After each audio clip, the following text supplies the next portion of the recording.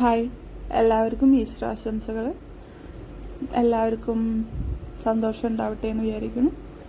പിന്നെ ഈ വീഡിയോ ആർക്കൊക്കെ ബുദ്ധിമുട്ടുണ്ടാക്കും, ഈ വീഡിയോ ഇടുന്നത് ശരിയാണോ എന്നൊന്നും എനിക്കറിയില്ല. പക്ഷെ എൻ്റെ മനസാക്ഷിക്ക് ഇത് ശരിയാണ്. ഇത് ചെയ്യണമെന്ന് തോന്നണ കാരണം തന്നെയാണ് ഈ ഒരു വീഡിയോ ചെയ്യണേ. ഇന്നെ ഇഷ്ടപ്പെടുന്ന ആൾക്കാർ, എന്നെ ജെന്യുവൻലി കൺസേൺ ചെയ്യണ ആൾക്കാർ ഈ വീഡിയോ കാണണമെന്ന് ഞാൻ ആഗ്രഹിക്കുന്നു. അതുപോലെ തന്നെ 3-ാം തീയതി എന്ന് പറഞ്ഞ, അതായത് മെയ് 3-ാം തീയതി ചില കാരണങ്ങൾ കൊണ്ട് ചിലപ്പോൾ ചില റെസ്ട്രിക്ഷൻസ് കൂടുതൽ വരാൻ ചാൻസ് ഉണ്ട്, ഇങ്ങനത്തെ വീഡിയോ ഒക്കെ വരുന്ന കാരണം. അതുകൊണ്ട് തന്നെ ചിലപ്പോൾ എൻ്റെ FB പ്രൊഫൈൽ, യൂട്യൂബ് പ്രൊഫൈലൊക്കെ പോകാൻ ചാൻസ് ഉണ്ട്. അപ്പോൾ അത് എങ്ങനെയാണ് അതിനെ ഓവർകം ചെയ്യുക, എനിക്ക് എങ്ങനെയാണ് പിന്നെ കമ്മ്യൂണിക്കേറ്റ് ചെയ്യാമെന്നറിയില്ല. 3-ാം തീയതി ഒരു ഡിസിഷൻ വരുന്ന ഒരു ദിവസമാണ്. ഓവറോൾ മൊത്തത്തിൽ വരുന്നതല്ല, എന്നാലും എന്തൊക്കെയോ നമ്മളിപ്പോൾ ഈ വീഡിയോ ഇടുന്നതിനൊക്കെ കുറച്ച് റിസൾട്ട് കിട്ടുമെന്ന് ഞാൻ വിചാരിക്കുന്നു. അപ്പോൾ 3-ാം തീയതി തൊട്ടിട്ട് ചിലപ്പോൾ എന്നെ കാണാണ്ടിരുന്നാൽ ഞാൻ ഫൈറ്റിംഗ് നിർത്തിയെന്നോ അല്ലെങ്കിൽ ഒളിച്ചോടി പോയിന്നൊന്നും അർത്ഥമില്ല. ഒന്നെങ്കിൽ നിയമം പ്രകാരം എൻ്റെ FB അല്ലെങ്കിൽ യൂട്യൂബ് നിർത്തിവെച്ചു, അല്ലെങ്കിൽ എനിക്കെന്തെങ്കിലും സംഭവിച്ചിട്ടുണ്ടാവാം, അല്ലെങ്കിൽ അവർ FB യൂട്യൂബ് ഒക്കെ ഹാക്ക് ചെയ്തിട്ട് പോയിട്ടുണ്ടാവും, അങ്ങനെയൊക്കെ ഉണ്ടാവും. അല്ലെങ്കിൽ ഞാൻ ചിലപ്പോൾ ജീവനോടെ ഉണ്ടായിരിക്കില്ല. അങ്ങനെയൊക്കെ കാരണങ്ങളുണ്ട്. ഞാനിപ്പോൾ ഉള്ളത് ഗുജറാത്തിലാണ്. നമ്മൾ പറഞ്ഞല്ലോ, നമ്മൾ പലതരത്തിൽ ഇതിനു വേണ്ടിയിട്ട് ഫൈറ്റ് ചെയ്യാൻ നോക്കിയിട്ടുണ്ട്. 2 തരത്തിലാണ് ഇപ്പോൾ പോയിട്ടുള്ളത്. അതിൽ ഒരു കാര്യം എനിക്ക് ഇത്തിരി അത് വിഷമിക്കണോ അതോ അതിൻ്റെ നോർമൽ പ്രോസസ്സ് ആണോ എന്നൊന്നും അറിയില്ല. കാരണം ഇതിൻ്റെ ചുമതലപ്പെട്ട ആൾക്കാർ വിളിച്ചിട്ടുണ്ടായിരുന്നു. കറക്റ്റ് ഡേറ്റ് 11-ാം തീയതി തോന്നുന്നു. അപ്പോൾ 12-ാം തീയതി 10:30 അവിടെ വരണം എന്നൊക്കെ പറഞ്ഞിട്ട് പറഞ്ഞിട്ടുണ്ടായിരുന്നു. അപ്പോൾ എനിക്ക് ഡ്യൂട്ടിയിൽ എൻ്റെ കോൺഫറൻസും നൈറ്റ് ഡ്യൂട്ടിയും പോകുന്ന സമയമായിരുന്നു. അപ്പോൾ ഞാൻ പറഞ്ഞു, ഞാൻ ഫോണിൽ പറഞ്ഞാൽ മതിയെങ്കിൽ ഓക്കെ, അല്ലെങ്കിൽ എനിക്കൊരു 3 days ഗ്യാപ്പ് വേണം. എനിക്ക് എൻ്റെ കാര്യങ്ങൾ, എനിക്ക് ലീവ്, ഞാൻ അവിടെ ഗവൺമെൻറ് കോളേജിൽ MDക്ക് പഠിക്കുകയാണ്. സോ എനിക്ക് ലീവ് സബ്മിറ്റ് ചെയ്യാനും അതുപോലെ തന്നെ അങ്ങോട്ട് വരാനും ഉള്ളൊരു സമയം വേണം. അത് കഴിഞ്ഞിട്ട് ഞാൻ ഫോണിലാണെങ്കിൽ ഓക്കെ നാളെ തന്നെ തരാം, അല്ലെങ്കിൽ എനിക്ക് ഗുജറാത്തിൽ നിന്ന് അങ്ങോട്ട് വന്നിട്ട് ഈ ഒരു 3 days ഗ്യാപ്പ് വേണമെന്ന് പറഞ്ഞിട്ടുണ്ടായിരുന്നു. അപ്പോൾ ശരി, അവർ സീനിയറിനോട് സംസാരിച്ചിട്ട് പിന്നെ തിരിച്ചു വിളിക്കാമെന്ന് പറഞ്ഞിട്ടുണ്ടായിരുന്നു. പക്ഷേ പിന്നെ തിരിച്ചു വിളിച്ചില്ല. പിന്നെ ഇപ്പോഴാണ് എനിക്കൊരു അതിൻ്റെ ഒരു റിസൾട്ട് കിട്ടിയത്. പിന്നെ ഞാൻ ഇപ്പോൾ എനിക്ക് ഗുജറാത്തിലായ കാരണം എനിക്ക് ഇത്തിരി കാലതാമസം വേണമെന്നും അതുപോലെ തന്നെ കുറച്ച് എനിക്കെന്തോ അത് നോർമൽ ഇങ്ങനെയൊക്കെ പോകുമ്പോൾ ഉണ്ടാവുന്ന നോർമൽ പ്രോസസ്സാണോ എന്നറിയില്ല. പക്ഷെ എന്തോ ഞാൻ 3 ദിവസം എന്ന് പറഞ്ഞൊരു സംഭവം, തിരിച്ചു വിളിക്കാമെന്ന് പറഞ്ഞ സംഭവം, എനിക്കൊരു തിരിച്ചുവിളി ഉണ്ടായില്ല. അതൊക്കെ എന്തോ എനിക്ക് നമ്മളിപ്പോൾ എല്ലാവരുടെയും ഡൗട്ട് അടിക്കുകയാണല്ലോ. സോ അതുകൊണ്ടാണോ എന്നും അറിയില്ല. മാത്രമല്ല പല സൗഹൃദ കോളുകൾ വരുന്നുണ്ട്. എനിക്കെന്ന് മാത്രമല്ല, എൻ്റെ ഫാമിലിയിലുള്ള പല ആൾക്കാർക്കും സൗഹൃദമായിട്ട് വിളിക്കേണ്ടാത്ത ആൾക്കാർ, പല അധികാരത്തിലുള്ള ആൾക്കാരും ഇങ്ങനത്തെ ആൾക്കാരൊക്കെ സൗഹൃദപരമായിട്ട് കോളുകൾ വരുന്നുണ്ട്, അന്വേഷിക്കുന്നുണ്ട്. ജസ്റ്റ് അന്വേഷിച്ചിട്ടുള്ളപ്പോൾ ഒരു അന്വേഷണം, അതിപ്പോൾ നമുക്ക് കുഴപ്പമെന്ന് പറയാൻ പറ്റില്ല. ചില ആൾക്കാർ നമ്മളോട് പറഞ്ഞിട്ട് ഇങ്ങനെ കേസിനൊന്നും പോകണ്ട, എന്തിനാണ് ഇങ്ങനെ ജോലിയും MD ഒക്കെ ഇല്ലേ, അപ്പോൾ അത് വെച്ചിട്ടിരുന്നാൽ പോരെ, വെറുതെ എന്തിന് ഇതിൻ്റെ പിന്നാലെയൊക്കെ നടന്നിട്ട് സമയം കളയണേന്നൊക്കെ പറഞ്ഞിട്ട് ഓരോരുത്തർ പറയണ ആൾക്കാരുണ്ട്. ഇത് സൗഹൃദമായിട്ട് എന്നോട് സ്നേഹം തോന്നി, ഓക്കെ എനിക്ക് ഉപദ്രവമൊന്നും ഉണ്ടാവണ്ട വെച്ചിട്ട് പറയണ അതാണോ എന്നറിയില്ല. പക്ഷെ അങ്ങനത്തെ കുറേ കോളുകളും അതുപോലെ തന്നെ നേരിൽ വന്ന് കാണലും അതുപോലെ തന്നെ എൻ്റെ വീട്ടിലേക്ക് കോട്ടയത്ത് നിന്ന് 2 പേര് വന്നിട്ട് അന്വേഷിച്ചിട്ടുണ്ടായിരുന്നു. പക്ഷെ അന്ന് വീട്ടിലെ CCTV ക്യാമറ ഉണ്ടായിരുന്നില്ല. അതുകൊണ്ട് തന്നെ ആളിനെ ഡാഡിയാണ് സംസാരിച്ചത്. ഡാഡിക്ക് ആൾക്കാരനെ തിരിച്ചറിയുമോ എന്നറിയില്ല. എന്താ സംഭവം എന്ന് ചോദിച്ചപ്പോൾ അവരൊന്നും പറയുകയും ചെയ്തില്ല. അപ്പോൾ അങ്ങനത്തെ കുറച്ച് സംഭവങ്ങളിടയിൽ ഉണ്ടാവുന്നുണ്ട്. ഇതൊക്കെ എന്താണ്, സൗഹൃദപരമായിട്ടാണോ? ഒന്നും പെട്ടെന്ന് വന്ന് വെട്ടിക്കൊല്ലുന്ന ഇതൊന്നും ഇപ്പോഴത്തെ ഇതിൽ അങ്ങനത്തതില്ല. പക്ഷെ സൗഹൃദപരമായിട്ടുള്ള ഭീഷണിയാണോ, അല്ലെങ്കിൽ ഓക്കെ നമ്മളൊക്കെ ഇവിടെ ഉണ്ട് കേട്ടാ എന്ന് കാണിക്കുന്ന ഒരിത്, നിങ്ങളിവിടെ ഉണ്ടെന്ന് നമുക്കറിയാം എന്ന് കാണിക്കണ ഒരു സംഭവമാണോ എന്നൊന്നും അറിയില്ല. അങ്ങനത്തെ സംഭവങ്ങളുണ്ട്. അതുപോലെ തന്നെ അറിയില്ല, ഇതിൻ്റെ അറിയാത്ത കാര്യങ്ങൾ നമുക്കറിയില്ല എന്നല്ലേ പറയാം. ഞാൻ ഇങ്ങനെ ഒരു സംഭവത്തിലൂടെ കടന്നു പോയിട്ടില്ല മുമ്പ്. പിന്നെ കമൻറ്റുകൾ കാണുന്നുണ്ട്, സപ്പോർട്ട് ചെയ്യണ ആൾക്കാരുണ്ട്, പിന്നെ ജെന്യുവനായിട്ട് കൺസേൺഡ് ആയിട്ട് മെസ്സേജ് ചെയ്യണ ആൾക്കാരുണ്ട്. Thank you. അതുപോലെ തന്നെ ഭയങ്കര മോശമായിട്ട് കമൻറ്റ് ചെയ്യണ നമ്മുടെ പ്രിയപ്പെട്ട കുറേ ആൾക്കാരുണ്ട്. അവർക്ക് ഞാൻ റിപ്ലൈ തരണം എന്നൊക്കെ അവർ പറയുന്നുണ്ട്. പക്ഷെ ഞാൻ അവർക്ക് റിപ്ലൈ തരേണ്ട ആവശ്യം എനിക്ക് തോന്നിയിട്ടില്ല. അവർ ആര് പറഞ്ഞിട്ട് വന്നതാണെന്നും എന്തിനാണ് കണ്ടിന്യൂസ് ആയിട്ട് ഈ പ്രൊവോക്ക് ചെയ്യണമെന്നും നന്നായിട്ട് അറിയാം. സോ അങ്ങനത്തെ ആൾക്കാർക്ക് റിപ്ലൈ ചെയ്യേണ്ട കാര്യമില്ല. ഇന്നെ ജെന്യുവനായിട്ട് കൺസേൺ ചെയ്യണ ആൾക്കാർ, അതുപോലെ തന്നെ ഞാൻ സേഫ് ആണോ എന്ന് അന്വേഷിക്കുന്ന ആൾക്കാർക്കുള്ള റിപ്ലൈകളാണ് എൻ്റെ വീഡിയോകൾ. പിന്നെ ഈ വീഡിയോകളിട്ടതിൻ്റെ പേരിൽ എനിക്കറിയില്ല, ഞാൻ മാക്സിമം ഫിൽറ്റേർഡ് വീഡിയോ ആണത്. അതായത് എനിക്ക് പല കാര്യങ്ങളും തുറന്നടിച്ച് പറയണമെന്നുണ്ട്, പക്ഷേ ഫിൽറ്റേർഡ് ആയിട്ടുള്ള വീഡിയോകളാണ്. പക്ഷേ ഇനി ഇതിൻ്റെ പേരിൽ കേസ് വരുമോ എന്നൊന്നും അറിയത്തില്ല.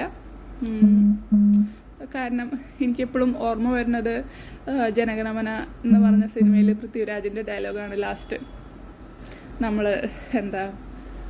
ചോദ്യം ചോദിക്കണ ആൾക്കാരുടെ വായടപ്പിക്കണതാണ് എന്നൊക്കെ പറഞ്ഞിട്ടുള്ള ഒരു ഡയലോഗ് എനിക്ക് ഭയങ്കര ഇഷ്ടപ്പെട്ട ഡയലോഗാണ്. പലപ്പോഴും സത്യമാണെന്ന് തോന്നിയിട്ടുള്ള സാധനമാണ്. ഇതിൻ്റെ കാര്യത്തിൽ എനിക്ക് സത്യമാണെന്ന് ഞാൻ നേരിട്ട് അനുഭവിച്ചിട്ടുള്ള കാര്യമാണ്. ഇപ്പോൾ എനിക്കിങ്ങനെയൊക്കെ ഒരു വീഡിയോ ചെയ്യേണ്ടി വന്നു. സീരിയസ്ലി ഞാൻ ആലോചിക്കുകയായിരുന്നു, ഞാൻ ഇത്ര കാര്യങ്ങൾ അനുഭവിച്ചു എന്ന് പറഞ്ഞിട്ട് പബ്ലിക്കലി ഒരു വീഡിയോ വന്നു.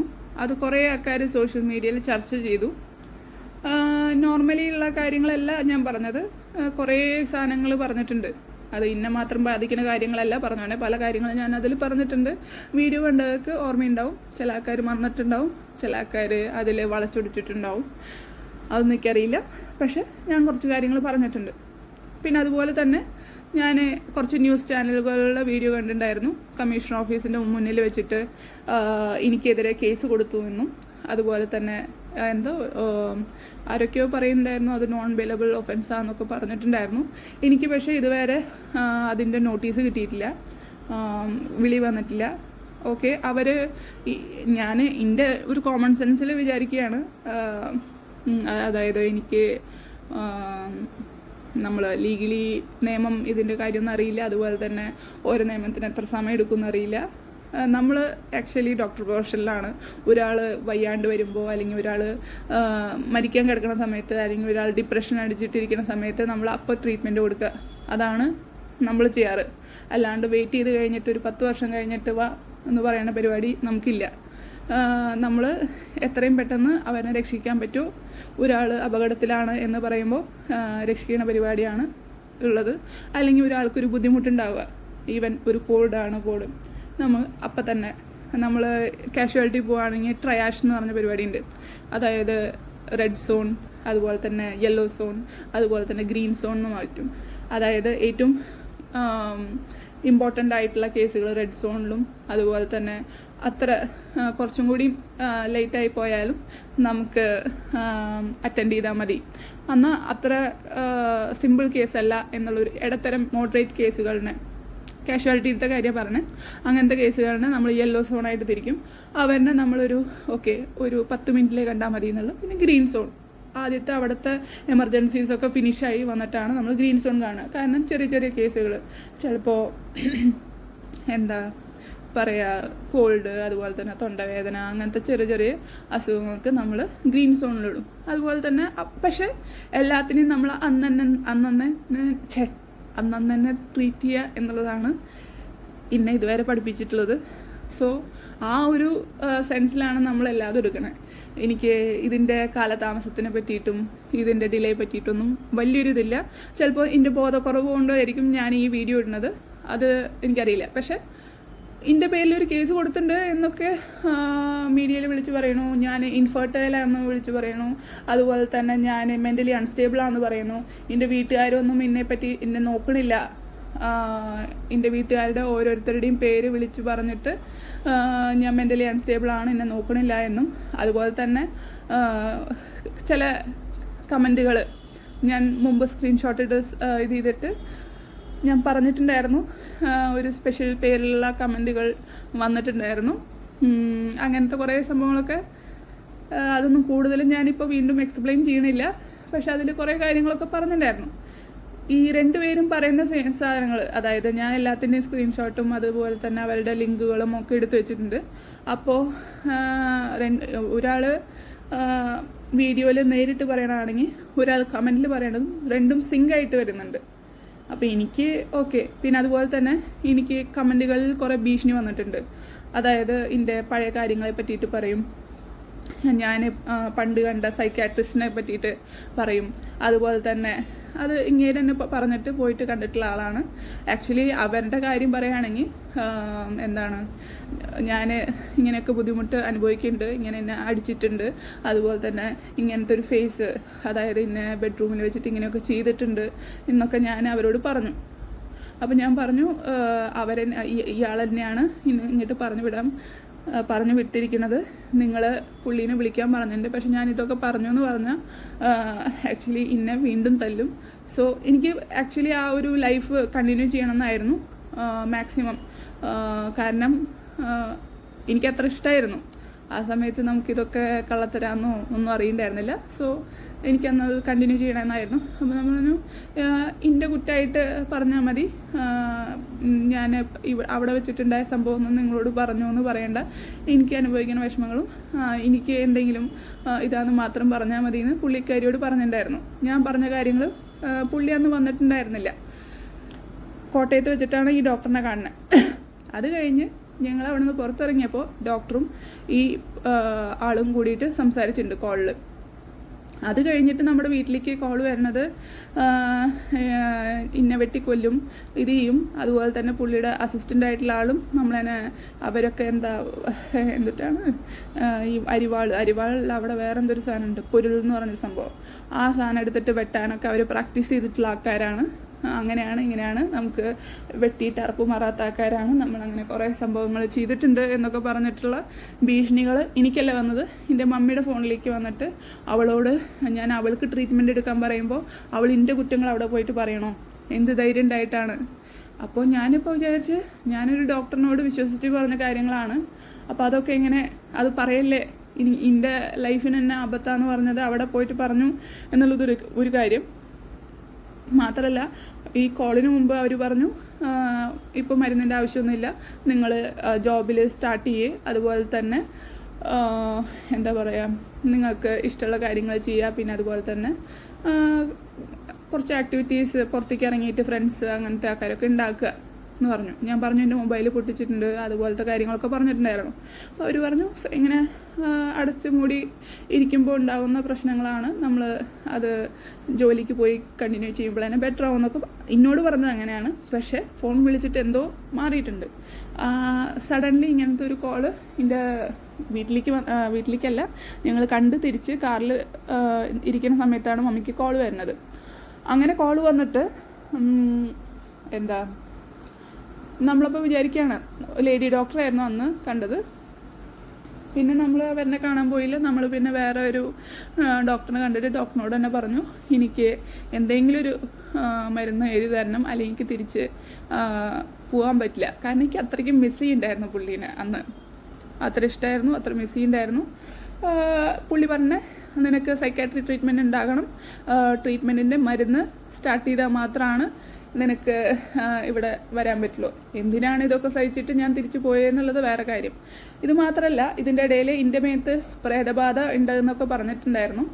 അങ്ങനെ പ്രേതബാധ ഉണ്ടായിട്ടുണ്ട് എന്ന് പറഞ്ഞ് എൻ്റെ വീട്ടിലൊക്കെ വിളിച്ചിട്ട് നിങ്ങളുടെ വീട്ടിൽ ദുരൂഹമായിട്ട് എന്തെങ്കിലും മരണം സംഭവിച്ചിട്ടുണ്ടോ അങ്ങനെ ഇങ്ങനെയെന്നൊക്കെ ചോദിച്ചിട്ട് വീട്ടിലുള്ള ടോർച്ചറുകൾ, അതുപോലെ തന്നെ ഇന്നെ വിളിച്ചിട്ട് പല കാര്യങ്ങളും, നീ എന്തോ ഹർഷ എന്ന് പറഞ്ഞിട്ടുള്ള ഒരു പെൺകുട്ടീനെ എന്തെങ്കിലും ചെയ്തിട്ടുണ്ടോ, അങ്ങനെ അങ്ങനെ ഇന്നെ പൂജാമുറിയുടെ മുന്നിൽ ഫ്രണ്ടിലിരുത്തിയിട്ട് ഇങ്ങനെ കുറേ ഞാൻ ശിവൻ്റെ മോനാണ്, എൻ്റെ മനസ്സിലിങ്ങനെ പറയണു, നീ പറയേ എന്നൊക്കെ പറഞ്ഞിട്ടുള്ള കുറേ സംഭവങ്ങൾ അവിടെ ഉണ്ടാവുന്നുണ്ട്.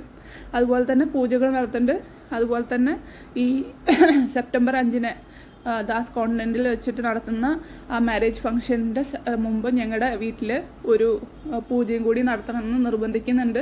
ആക്ച്വലി ഞങ്ങളൊരു ക്രിസ്ത്യനാണ്, പക്ഷെ അവിടെ പൂജ നടത്തിയിട്ടാണ് ഈ ഒരു ഫംഗ്ഷൻ നടത്താൻ പറ്റുള്ളൂ എന്ന് നിർബന്ധിച്ചിട്ട് അവിടെ ഒരു പൂജയും നടത്തുന്നുണ്ട്. അപ്പോൾ അങ്ങനത്തെ സംഭവങ്ങളൊക്കെ നടക്കുന്നുണ്ട്. അതായത് നമ്മൾ പ്രേതബാധയുള്ള ആളാണെന്നാണ് പറയണത്. ആദ്യം ഭ്രാന്തായിരുന്നു, പിന്നെ അത് പ്രേതബാധയായി, ഇപ്പോൾ ഇതാ വീണ്ടും ഞാൻ മെൻ്റലി അൺസ്റ്റേബിളായി. ഇപ്പോൾ എൻ്റെ ജോബടക്കം കളയണമെന്നാണ് ആഗ്രഹം. അതായത് ഇങ്ങയുടെ ലൈഫിൽ നിന്ന് പോയ എല്ലാ പെണ്ണുങ്ങളും നശിച്ച് കാണണം, ഒരിക്കലും സന്തോഷത്തിലിരിക്കരുത്. എനിക്കറിയില്ല പെട്ടെന്ന് എങ്ങനെയാണ് ഗോൾഡായിട്ടുള്ള, ഓൾറെഡി ഒരു ഇൻ്റർവ്യൂവിൽ ഗോൾഡാന്ന് പറഞ്ഞിട്ടുള്ളൊരു ഇൻ്റർവ്യൂ ഒക്കെ ഞാൻ കണ്ടിരുന്നു. ആ സാധനം പെട്ടെന്ന് ഈ മരുന്ന് മാറിക്കൊടുത്തു എന്നുള്ളതും അങ്ങനെ പല സംഭവങ്ങളൊക്കെ വീഡിയോകളിൽ പറഞ്ഞിട്ടുള്ള സംഭവം ഞാൻ കണ്ടിരുന്നു. അപ്പോൾ അതിനു മുമ്പ് തന്നെ ഇങ്ങനെ ഞാനൊരു 6 മാസം സെപ്പറേറ്റ് ആയിട്ടുണ്ടായിരുന്നു. ഞാൻ പറഞ്ഞല്ലോ എനിക്ക് തീരെ വയ്യാണ്ടായിട്ട് ട്രീറ്റ്മെൻറ്റിൻ്റെ എടുക്കാൻ സമ്മതിക്കാണ്ട് ഉള്ളൊരു സമയത്ത് എൻ്റെ വീട്ടുകാർ എന്നെ വീട്ടിലേക്ക് കൊണ്ടുവന്നിട്ടുണ്ടായിരുന്നു. അങ്ങനെ ഒരു സമയം ഉണ്ടായിരുന്നു. പക്ഷെ ആ സമയത്ത് എല്ലാവരോടും പറഞ്ഞിട്ടുണ്ടായിരുന്നത് എനിക്ക് വട്ടാണ്. അന്നും ഞാൻ മരുന്ന് മാറി കൊടുത്തിട്ടുണ്ട്. പിന്നെ ഞാൻ 25 ലക്ഷം എടുത്ത് കൊണ്ടുപോയിട്ടുണ്ട്. അതുപോലെ തന്നെ ഞാൻ പുള്ളീനെ കഴുത്ത് പിടിച്ച് പൊക്കിയെന്നോ പിന്നെ എന്തൊക്കെയോ കുറേ സാധനങ്ങൾ പറഞ്ഞിട്ടുണ്ട്. അപ്പോൾ ഇതൊക്കെ ഞാൻ അറിയണത് ഹോസ്പിറ്റലിൽ വെച്ചിട്ടാണ് ഇങ്ങനെയൊക്കെ എന്നെ പറ്റിയിട്ട് പറയണത്. അപ്പം കൂടെയുള്ള ആൾക്കാർക്കൊക്കെ അത്ഭുതം, ഒരാളും 25 ലക്ഷം തട്ടിച്ച ഒരാളിനെ എന്തിനാണ് ഹോസ്പിറ്റലിലേക്ക് വിളിച്ചിട്ട് വയ്യാത്ത സമയത്ത് വിളിച്ചു കൊണ്ടുവരണേ? അതും പുലർച്ചെ 3 മണിക്കാണ് എനിക്ക് അന്ന് കോള് വരണത്, വീഡിയോ കോളാണ് വരണത്, ബ്ലഡ് വോമിറ്റ് ചെയ്തതിൻ്റെ. അപ്പോൾ ഞാൻ ആക്ച്വലി ഇന്ന് ഈസ്റ്ററാണ്, ഈ ഈസ്റ്ററൊക്കെ കളഞ്ഞിട്ടാണ് നമ്മളവിടെ നിൽക്കണത്. ഈസ്റ്ററും ദുഃഖവെള്ളിയൊക്കെ നമ്മൾ ഹോസ്പിറ്റലിലാണ് നമ്മൾ. അതായത് അതെത്ര 2023 ഈസ്റ്ററും ദുഃഖവെള്ളിയൊക്കെ നമ്മൾ ഹോസ്പിറ്റലിലാണ് ചിലവഴിക്കണേ, പേടിച്ചിട്ട്. എന്തിനു വേണ്ടിയിട്ട്? ഇങ്ങനെ മരുന്ന് മാറിക്കൊടുത്തു എന്നും അങ്ങനെയൊക്കെ പറഞ്ഞ് കേൾക്കാൻ വേണ്ടിയിട്ട്. സോ അതിന് ഈസ്റ്ററിനെങ്ങാണ്ടും നല്ലൊരു ദിവസമല്ലോ ഇതൊക്കെ പറയാൻ വേണ്ടിയിട്ട്. അപ്പോൾ അന്നാണ് എനിക്ക് ഫോൺ കോൾ വരുന്നത്. അത്ര ദിവസം എന്നോട് പറഞ്ഞിട്ടുണ്ടായിരുന്നു, ആദ്യം ലിവർ ചോദിച്ചിട്ട് ലിവർ കിട്ടണില്ല എന്ന് പറഞ്ഞിട്ടുണ്ടായിരുന്നു. അപ്പോൾ ഞാൻ ലിവർ തരാമെന്ന് പറഞ്ഞു. അപ്പോൾ നോക്കട്ടെ എന്ന് പറഞ്ഞു. അപ്പോഴേക്കും പിന്നെ എവിടെ നോക്കിയോ റെഡിയാക്കിയിട്ടൊരു ലിവർ കൊണ്ടുവന്നിട്ടുണ്ട്. അത് കഴിഞ്ഞ് രണ്ടാമത് വിളിക്കണത് ഒപ്പിടാൻ ആരുമില്ല എന്ന് പറഞ്ഞിട്ടാണ് വിളിക്കണത്. അപ്പോൾ ഞാൻ ഒപ്പിടാൻ വരാമെന്ന് പറഞ്ഞു. എന്നെക്കൊണ്ട് ബാങ്ക് സ്റ്റേറ്റ്മെൻറ്റും അതുപോലെ തന്നെ കുറച്ച് ഫോട്ടോകളും സംഭവങ്ങളൊക്കെ എടുത്ത് കൊണ്ടുവരാൻ പറഞ്ഞിട്ടുണ്ടായിരുന്നു. അപ്പോൾ ആ സംഭവങ്ങളും പിന്നെ വൈകിട്ടാകുമ്പോഴേക്കും അവരുടെ വീട്ടിൽ നിന്ന് അമ്മയുടെ സിസ്റ്റർ വരാമെന്ന് പറഞ്ഞിട്ട് വിളിച്ചു പറഞ്ഞു. അപ്പോൾ എന്നോട് അപ്പോൾ വരണ്ട, സർജറിയുടെ സമയമാകുമ്പോൾ വന്നാൽ മതി എന്ന് പറഞ്ഞു. അത് കഴിഞ്ഞിട്ട് വീണ്ടും ഞാൻ ഒരു 2-3 ദിവസം കഴിയുമ്പോഴാണ് ബ്ലഡ് വോമിറ്റ് ഉണ്ടാവണത്. അപ്പോൾ പുള്ളി പേടിച്ചിട്ടാണോ എന്തിനാണോ എന്നൊക്കെ അറിയില്ല, എന്നെ വിളിച്ചെന്തിനാ അത്ര ദിവസം. പിന്നെ വേറെ പെണ്ണുങ്ങളെ ഇങ്ങനെ വിളിച്ച് നീ വാ നിൻ്റെ പേരിൽ ഈ ഫ്ലാറ്റ് എഴുതി തരാമെന്നൊക്കെ പറഞ്ഞിട്ടുള്ള സംഭവങ്ങളൊക്കെ നടക്കുന്നുണ്ട്. അതൊക്കെ വേറെ കഥ, ഞാൻ ഓൾറെഡി പറഞ്ഞു എന്ന് തോന്നുന്നു. പക്ഷെ പറയണ്ടേ, ഈസ്റ്ററിൻ്റെ സമയമല്ലേ, ഈ സമയത്തെല്ലാം നടന്നത്. അപ്പോൾ അതുകൊണ്ട് വീണ്ടും ഞാൻ പറയണതാണ്. പിന്നെ മറക്കണ്ട, ചിലപ്പോൾ എനിക്ക് 3-ാം തീയതി കഴിഞ്ഞാൽ ചിലപ്പോൾ പറയാൻ പറ്റില്ല. അതുപോലെ തന്നെ കാര്യങ്ങൾ ഞാൻ വിചാരിച്ച പോലെ, അതായത് വായടപ്പിക്കണ പരിപാടികളാണല്ലോ നടക്കണേ. അതുകൊണ്ട് ഇതൊക്കെ പറയണമെന്ന് തോന്നി. എനിക്കെന്തായാലും ഒരാളുടെ വീട്ടിൽ പോയിട്ട് തോക്ക് കാണിച്ച് പേടിപ്പിച്ചിട്ട് ഇതാക്കാനൊന്നും പറ്റില്ല. എനിക്ക് PR വർക്ക് ചെയ്തിട്ട് ആൾക്കാരുടെ കമൻറ്റ് ബോക്സിൽ പോയിട്ട് തെറി വിളിക്കാനും മോശക്കാരിയാക്കാനും ഭ്രാന്താണെന്നും അതുപോലെ തന്നെ പല കാര്യങ്ങളും വൃത്തികേട് പറയാൻ ഞാൻ ആരെയും അയച്ചിട്ടില്ല. ഇതൊക്കെ ചെയ്യണ ആൾക്കാരെ ഞാൻ മുമ്പും കണ്ടിട്ടുണ്ട്, ഇപ്പോഴും കാണുന്നുണ്ട്. ഓരോ പ്രൊഫൈലിൻ്റെ കമൻറ്റ് കണ്ട ഏത് ഭാഗത്തുനിന്ന് വരുന്ന കമൻറ്റാണെന്ന് എനിക്ക് മനസ്സിലാവും. സോ ഞാൻ ഈ പരിപാടിയൊന്നും ചെയ്യാൻ പോകുന്നില്ല. എനിക്ക് അതിൽ ഇൻട്രസ്റ്റ് ഇല്ല. എനിക്ക് ന്യായം കിട്ടണം എന്നാണ് ആഗ്രഹം. ന്യായം കിട്ടുമെന്ന് ഞാൻ വിശ്വസിക്കുന്നു. പക്ഷെ അതിൻ്റെ കൂടെ തന്നെ എനിക്ക് അനുഭവിച്ച എനിക്ക് മാത്രമല്ല കുറേ ആളുകൾ സിനിമ ചാൻസ് ചോദിച്ചിട്ട് വന്നിട്ട് ഇങ്ങനെ കുറേ അനുഭവിച്ചിട്ടുണ്ടെന്ന് ഞാൻ കേട്ടിട്ടുണ്ട്. ഇതൊക്കെ നന്നായിട്ട് അറിയണ ആൾക്കാർ എനിക്ക് അറിയാം. പക്ഷെ അവരൊക്കെ ഇതൊക്കെ വന്ന് കോടതിയിൽ പറയുമെന്നൊന്നും എനിക്കറിയില്ല. ഞാൻ വേണമെങ്കിൽ അവരുടെ പേര് പറയാം ആർക്കൊക്കെയാണ് ഇതൊക്കെ അറിയാമെന്ന്. ഇപ്പോഴൊക്കെ അവരുടെ വായ മൂടിയിട്ടുണ്ടാവും. എന്നോടൊക്കെ ഇത് പറഞ്ഞ ആൾക്കാർ ചിലപ്പോൾ വേറെ ആൾക്കാരെ സപ്പോർട്ട് ചെയ്യുന്ന ആൾക്കാരായിരിക്കും. സോ എനിക്ക് വേണ്ടിയിട്ട് ഇന്നെ സപ്പോർട്ട് ചെയ്യാൻ കോടതിയിൽ വരുമെന്നൊന്നും എനിക്കറിയില്ല. ഞാനിപ്പോൾ എനിക്ക് വേണ്ടിയിട്ട് സംസാരിക്കാൻ ആക്ച്വലി ഈ നടന്ന സംഭവങ്ങളൊക്കെ അത്യാവശ്യം നല്ല ക്രൈമാണെന്നാണ് ഞാൻ വിശ്വസിക്കുന്നത്. പക്ഷെ അതുപോലെ തന്നെ കുറേ ക്രൈമിൻ്റെ ലീഡ്സ് ഉണ്ട് എന്ന് ഞാൻ വിചാരിക്കുന്നു. പക്ഷെ ആർക്കും ഒരു എഫക്റ്റ് ഇല്ല. അതുപോലെ തന്നെ എതിരെ ഒരു കേസ് കൊടുത്തിട്ടുണ്ട് എന്ന് പറഞ്ഞിട്ടുണ്ടായിരുന്നു. പിന്നെ ആരെയൊക്കെ തല്ലുന്നോ അതുപോലെ തന്നെ വയലൻസിൻ്റെ ഇതിലാന്നൊക്കെയുള്ള ഭീഷണി കമ്മീഷണർ ഓഫീസിൻ്റെ പുറത്ത് വെച്ചിട്ട് നടത്തിയിട്ടുണ്ടായിരുന്നു. അപ്പം അതിൽ ഞാൻ അജുവിൻ്റെ പോലീസ് കംപ്ലയിൻറ്റ് കൊടുക്കണ ഒരു ലൈവ് വീഡിയോ കണ്ടിട്ടുണ്ടായിരുന്നു. അപ്പോൾ അതിൽ പറഞ്ഞിട്ടുണ്ടായിരുന്നു അതിൽ ആരാണ് എന്ന് മെൻഷൻ ചെയ്തിട്ടില്ല. ആരാണ് എന്ന് മെൻഷൻ ചെയ്താലാണ് നമുക്ക് കേസെടുക്കാൻ പറ്റുള്ളൂ എന്ന്. ആക്ച്വലി അതിൽ അജുവിനെ എതിരെയും അതുപോലെ തന്നെ എനിക്കെതിരെയും കേസ് കൊടുക്കേണ്ടതെന്നാണ് അതിൽ വന്നിട്ടുണ്ടായിരുന്നത്. അപ്പോൾ ഒന്നെങ്കിൽ പുള്ളീനെ അല്ലെങ്കിൽ ഇന്നെ അടിക്കും എന്നാണ്, അല്ലെങ്കിൽ ചിലപ്പോൾ എൻ്റെ വീട്ടുകാരനെ ആയിരിക്കും. വീട്ടുകാരനെയും പിന്നത്തെ വീഡിയോകളിൽ ഒരു ത്രെറ്റനിങ് രൂപം ഉള്ളൊരു ഇത്, അല്ലെങ്കിൽ ഒരു നാണക്കേട് ഉണ്ടാക്കുക. അതായത് നിങ്ങളുടെ പെങ്ങളാണ് ഇത്. എൻ്റെ വീട്ടിലെ ആൾക്കാർക്ക് പബ്ലിസിറ്റി ഇഷ്ടമില്ലാത്ത ആൾക്കാരാണ്. അതുകൊണ്ട് തന്നെ ഓക്കെ ഹോസ്പിറ്റലിലൊക്കെ വർക്ക് ചെയ്യണ സമയത്ത് നിൻ്റെ പെങ്ങളല്ലേ ഇങ്ങനെയൊക്കെ അനുഭവിച്ചേ, നന്നായി പോയി അങ്ങനെ. എന്നോട് മുമ്പും ഈ അടിച്ചിട്ടൊക്കെ അടി കിട്ടിയിട്ട് ഞാൻ വീട്ടിൽ പോയി നിന്നിട്ടുണ്ട് 2 ദിവസമൊക്കെ. അപ്പോൾ പോണ സമയത്ത് പുള്ളി പറയാറുള്ളത്, ഒരു 10 ദിവസം നിൻ്റെ വീട്ടുകാർ നിന്നെ നോക്കും. അത് കഴിഞ്ഞ് നിൻ്റെ വീട്ടുകാർ നിൻ്റെ നാട്ടുകാരെന്നെ നിൻ്റെ പാരൻസിനോട് ചോദിച്ചു തുടങ്ങും എന്താ മോള് വീട്ടിൽ വന്ന് നിൽക്കണേന്ന്. അപ്പം നിൻ്റെ വീട്ടുകാർ നാണക്കേട് കാരണം നിൻ്റെ കാല് വന്നിട്ട് പിടിക്കും. അങ്ങനെ കാല് വന്നിട്ട് പിടിച്ചിട്ട് നിനക്ക് കയറണോ അതോ ഇപ്പോൾ കയറണോ എന്ന് പുള്ളി ചോദിക്കാറുണ്ട്.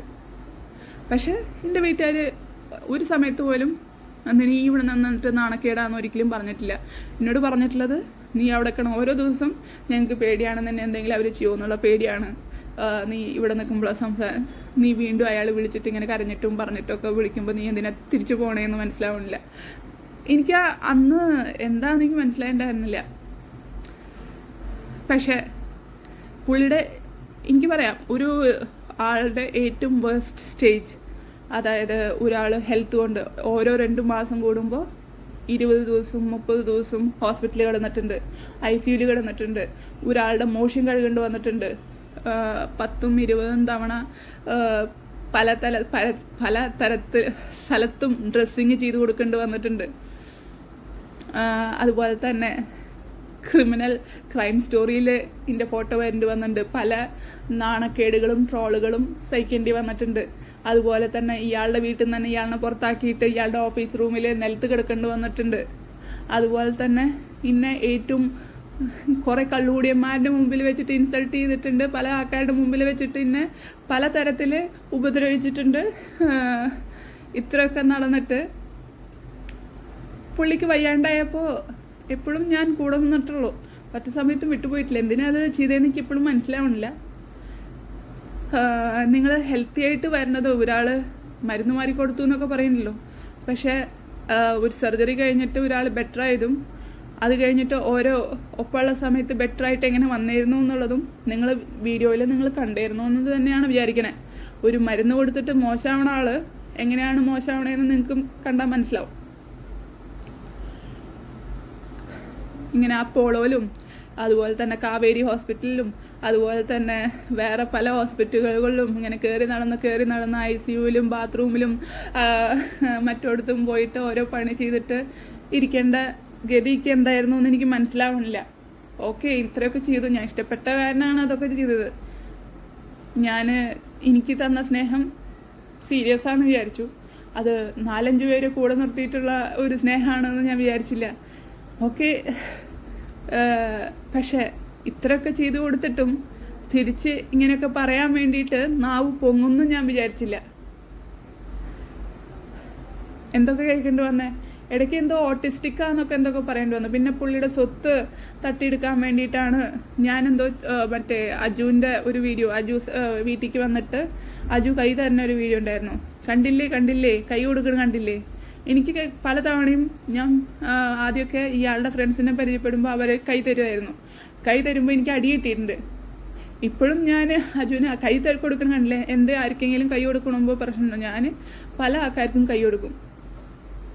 കൈ കൊടുക്കണത് ഇത്ര വലിയ തെറ്റാണോ? ഞാൻ ഇടയിൽ പേടിച്ചിട്ടുണ്ട്. ഈ അടി കിട്ടിയിട്ട് ഇന്നെ പല ആൾക്കാരും ചിലപ്പോൾ എനിക്ക് വേറെ വല്ലെങ്കിലും കുഴപ്പമാണെന്ന് വിചാരിച്ചിട്ടുണ്ടാവും. കാരണം ആൾക്കാർ കൈ തരുമ്പോൾ ഞാൻ പേടിച്ചിട്ട് ഇങ്ങനെ നിൽക്കും. കാരണം എനിക്കറിയാം റൂമിലെത്തി എനിക്ക് അടിയാ കിട്ടാൻ പോണേന്ന്. സോ അവർ വിചാരിക്കും ഇതെന്ത് പെണ്ണത് കൈ കൊടുക്കാണ്ട് നിൽക്കണേന്ന്. പുള്ളി പറയാട് കുടുംബത്തിൽ പറഞ്ഞ പെണ്ണുങ്ങൾ ആണുങ്ങൾക്ക് കൈ കൊടുക്കില്ല എന്ന്, കൈ കൂപ്പിയിട്ട് നിൽക്കുക ചെയ്യുള്ളൂ എന്ന്. അപ്പോൾ അങ്ങനത്തെ സംഭവങ്ങളൊക്കെ ഉണ്ട്. ഇതൊക്കെ ഞാൻ പറഞ്ഞാൽ ഇനിയിപ്പോൾ നാളെ എന്നെ എടുത്ത് എനിക്കിങ്ങനെ വായ അടപ്പിച്ചിട്ട് ഓക്കെ നിങ്ങൾ എൻ്റെ ഫേസ്ബുക്ക് കളയുക, യൂട്യൂബ് കളയുക, എന്താ വെച്ചാൽ ചെയ്യുക, ഐ എം റെഡി. നിങ്ങളിനി അടുത്തത് പോലീസ് സ്റ്റേഷനിൽ കൊണ്ടുപോയിട്ട് ഇടുകയാണെങ്കിൽ, അല്ലെങ്കിൽ ഓക്കെ ജയിലിൽ കൊണ്ടുപോയിട്ട് ഇടുകയാണെങ്കിൽ എത്ര വർഷം നിങ്ങൾക്ക് എന്നെ ഇടാൻ പറ്റും? അല്ലെങ്കിൽ തൂക്കിക്കൊല്ലുകയാണോ ചെയ്യാൻ പോണേ? ഇത് എൻ്റെ ലൈഫിൽ നടന്ന കാര്യങ്ങളാണ്. എൻ്റെ ലൈഫിൽ നടന്ന കാര്യങ്ങൾ മാത്രമല്ല, ഇത് പല ആൾക്കാർക്കും നടന്നുണ്ട് എന്ന് ഞാൻ വിശ്വസിക്കുന്നു. കാരണം ഇങ്ങേരിൻ്റെ ഒരു ഫസ്റ്റ് ഹസ്ബൻഡ് എൻ്റെ കാര്യം പറയുന്നുണ്ട്. ആക്ച്വലി ഇങ്ങേര് തന്നെ മെസ്സേജ് ചെയ്തിട്ട് date of marriage, date of separation എന്നൊക്കെ പറഞ്ഞിട്ട് എൻ്റെ മമ്മിയുടെ ഫോണിലേക്ക് കേസിൻ്റെ കാര്യമായിട്ട് ഞാൻ പറഞ്ഞല്ലോ കേസിനെ ഹെൽപ്പ് ചെയ്തായിരുന്നു എന്ന്, അതൊക്കെ മമ്മിയുടെ ഫോണിലേക്ക് മെസ്സേജ് ചെയ്ത ഒരു സംഭവം ഉണ്ട് ഇന്ത്യയിൽ. അപ്പോൾ ആ സംഭവം പറഞ്ഞ ആള് കറക്റ്റ് എന്നാണ് ഡേറ്റ് ഓഫ് മാരേജും ഡേറ്റ് ഓഫ് സെപ്പറേഷനൊക്കെ അറിയണ ആള് കമ്മീഷൻ ഓഫീസിൻ്റെ ഫ്രണ്ടിൽ വെച്ചിട്ട് പറഞ്ഞപ്പോൾ 3 ആഴ്ച ഒരുമിച്ച് ജീവിച്ചു എന്നാണ് പറയണേ. പക്ഷേ 2 ആഴ്ചയെന്നൊക്കെ കേൾക്കണേ. Justice for that doctor. Actually അങ്ങനെ ഒരു പ്രശ്നം ഉണ്ടെങ്കിൽ ആ ഡോക്ടറല്ലേ പറയേണ്ടത്. അപ്പോൾ ഞാൻ അതിനനുസരിച്ചിട്ട് പറയാം. പുള്ളിയും പറയട്ടെ എന്താണ് ബുദ്ധിമുട്ടുണ്ടായെന്നുള്ളത്. അല്ലെങ്കിൽ ഞാൻ ആക്ച്വലി പുള്ളിയുടെ ഫസ്റ്റ് മാരേജ് എന്ന് വിചാരിച്ചത് നമുക്ക് എല്ലാവർക്കും അറിഞ്ഞായിരുന്ന ഒരു മാരേജാണ്. ഇപ്പോൾ മുമ്പ് കുറച്ച് ഇഷ്യൂസൊക്കെ ഉണ്ടായപ്പോഴാണ് പുള്ളി അതിനു മുമ്പ് ഒരു മാരേജ് നടത്തിയിട്ടുണ്ടായിരുന്നു, ഇങ്ങനെ ഒരാളുണ്ട് എന്ന് എനിക്ക് അറിയണത്. അപ്പോഴാണ് എനിക്ക് മനസ്സിലാവണത് ആ മാരേജിലുള്ള ആള് ഇയാളെ ഇപ്പോഴും കോണ്ടാക്ട് ചെയ്യാറുണ്ടെന്നും അത് USA പ്രോഗ്രാം എന്ന് പറഞ്ഞിട്ടാണ് അതിൻ്റെ ഉള്ളിൽ സേവ് ചെയ്ത് തരുന്നതെന്നൊക്കെ മനസ്സിലാവണത്. ഇതൊക്കെ അപ്പോൾ ഇതൊന്നും ചീറ്റിംഗ് അല്ല. ഓൾറെഡി പറഞ്ഞിട്ടുള്ള കാര്യങ്ങൾ ചീറ്റിംഗ് ആണ്, അത് ജസ്റ്റിസാണ്. എന്നോട് ഓൾറെഡി ഓക്കെ എല്ലാവർക്കും നമ്മൾ ടി വിയിലും വീഡിയോയിലൊക്കെ ഒരു ഡിവേഴ്സിൻ്റെ കാര്യം അദ്ദേഹത്തിൻ്റെ അറിഞ്ഞിരുന്നു. പക്ഷെ അതിന് മുമ്പത്തെ കാര്യം എനിക്ക് അറിഞ്ഞിട്ടുണ്ടായിരുന്നില്ല. ഇന്നെ ഇടയ്ക്കിടയ്ക്ക് ഭീഷണിപ്പെടുത്തുന്ന കാര്യമായിരുന്നു. പക്ഷെ എനിക്കതിൽ വലിയ ഭീഷണിയൊന്നും തോന്നണില്ല. കാരണം ഞാൻ പറഞ്ഞല്ലോ, ഞാൻ മുമ്പ് ട്രോൾ ഇട്ടായിരുന്ന ഒരാളാണ്. എനിക്കിതിനു മുമ്പ് ഒരു ഫേസ്ബുക്ക് ID ഉണ്ടായിരുന്നു. ഞാൻ പറഞ്ഞു അതിൽ 5000 ഫ്രണ്ട് ലിമിറ്റ് അന്ന് 5000 ആയിരുന്നു. ഇപ്പോഴത്തെ എന്താണെന്നറിയില്ല. അതുപോലെ തന്നെ ഫോളോവേഴ്സായിട്ട് നമുക്ക് പിന്നെ ഫോളോവേഴ്സായിട്ട് എടുക്കാൻ പറ്റുള്ളൂ. അപ്പോൾ 10000 ഫോളോവേഴ്സാണ് ഉണ്ടായിരുന്നത്. അപ്പം അങ്ങനെയുള്ള ഒരു സാധനത്തിൽ ഞാൻ ഡിവേഴ്സ് എന്ന് പറഞ്ഞിട്ടാണ് എൻ്റെ ഒരു ഇത് കൊടുത്തിട്ടുണ്ടായിരുന്നത്. നമ്മൾ റിലേഷൻഷിപ്പ് സ്റ്റാറ്റസ് കൊടുക്കുമല്ലോ. അപ്പം അങ്ങനെ റിലേഷൻഷിപ്പ് സ്റ്റാറ്റസ് പബ്ലിക്കായിട്ട് അങ്ങനെ കൊടുക്കാൻ ധൈര്യമുള്ളവർ ഞാൻ ഇങ്ങനെ കൊടുത്തിട്ട് ഇങ്ങേര് പറഞ്ഞിട്ടാണ്. അല്ലെങ്കിൽ പിന്നെ ഞാൻ പിന്നെ എന്തിനാ മിണ്ടാണ്ടിരിക്കണേ? അതുപോലെ തന്നെ ഇങ്ങേര് വേറെ പല കാര്യങ്ങൾ ഞങ്ങൾ തമ്മിൽ ഇതൊക്കെ പറയണത് ഭയങ്കര മോശമാണെന്നറിയാം. ഞങ്ങൾ തമ്മിൽ ഫസ്റ്റ് നടന്നു കഴിഞ്ഞപ്പോഴാണ് എനിക്ക് അത് പറയാൻ ഒരു ഇത് കിട്ടുന്നില്ല. പക്ഷെ ഫസ്റ്റ് നടന്നു കഴിഞ്ഞപ്പോൾ തൊട്ടിട്ട് ഇയാളുടെ പല ഫ്രണ്ട്സിനോടും ഞാൻ പ്രഗ്നൻ്റാന്ന് പറഞ്ഞിട്ടുണ്ട്. അത് പിന്നെ ഒരു ന്യൂസായിട്ട് വന്നിട്ടുണ്ട്. ഒന്നും അറിയാണ്ട് ഞാൻ പറഞ്ഞു, നിങ്ങൾ എന്ത് കണ്ടിട്ടാണ് ഇങ്ങനെയൊക്കെ പറയണത്? അതൊക്കെ ഇതാണ്, നീ പ്രഗ്നൻ്റ് ആയിരിക്കും. അതായത് ഫസ്റ്റ് ചെയ്ത് കഴിഞ്ഞപ്പോൾ തൊട്ടിട്ട് പുള്ളി ന്യൂസിൽ, അതായത് കുറേ ആൾക്കാരോട് വേർഡ് മൗത്ത് പോയിട്ട് അത് ന്യൂസ് ആവില്ലേ, അങ്ങനെ അത് ന്യൂസ് ആക്കിയിട്ടുണ്ട്. അങ്ങനെ ആൾക്കാർ ന്യൂസ് കണ്ടിട്ടുണ്ടെന്ന് വിചാരിക്കുന്നു ഞാൻ പ്രഗ്നൻ്റാന്ന് പറഞ്ഞിട്ട്. എന്നിട്ട് കുറേ ആൾക്കാർ പിന്നെ ചോദിക്കുന്നു അബോർഷൻ ആയിട്ടുണ്ടോ. അങ്ങനെ കണ്ടിന്യൂസ് ആയിട്ട് നമ്മളതിനെ എങ്ങനെയൊക്കെ ടോർച്ചർ ചെയ്യാൻ പറ്റുമോ അങ്ങനെയൊക്കെ ടോർച്ചർ ചെയ്തിട്ടുണ്ട്. അതായത് അബോർഷൻ ആയ കാരണം ഇപ്പോൾ പറയണു എനിക്ക് കുട്ടികളുണ്ടാവില്ല എന്ന്. അന്ന് പറഞ്ഞിരുന്നു എനിക്ക് കുട്ടി ഉണ്ടാവുമെന്ന്. അങ്ങനെയൊക്കെയാണ് സംഭവങ്ങൾ. ആക്ച്വലി എനിക്കിത് ഈ പറയണതിനൊക്കെ റെസ്ട്രിക്ഷൻ ഉണ്ട്. പക്ഷെ എനിക്ക് പേടി എന്ന് പറഞ്ഞാൽ എനിക്ക് ഇനി കൂടുതൽ ആഗ്രഹങ്ങളൊന്നുമില്ല. പക്ഷെ ഇനി കൂടുതൽ ആൾക്കാരൊന്നും ചതിക്കപ്പെടാൻ ഞാൻ ഇഷ്ടപ്പെടുന്നില്ല. പിന്നെ ഇങ്ങനെയൊക്കെയാണ് സംഭവങ്ങൾ നടക്കണേ. നമ്മൾ പറയും പെണ്ണുങ്ങൾക്ക് എന്തെങ്കിലും സംഭവിച്ചാൽ ഭയങ്കര നീതിയൊക്കെ ഉണ്ട് എന്ന് പറയും. പക്ഷെ അത് ഓപ്പോസിറ്റ് നിൽക്കുന്ന ആൾക്കാർ ആരാന്ന് അറിഞ്ഞിട്ടാണ് നമുക്ക് നീതി കിട്ടണേ. അറിയില്ല എനിക്ക് നീതി കിട്ടുമോ നീതി കിട്ടില്ലേ. നമ്മൾ സ്റ്റാർട്ടിങ് ആയിട്ടുള്ളൂ. ഞാൻ പറഞ്ഞല്ലോ ഞാനൊരു ഡോക്ടറാണ്.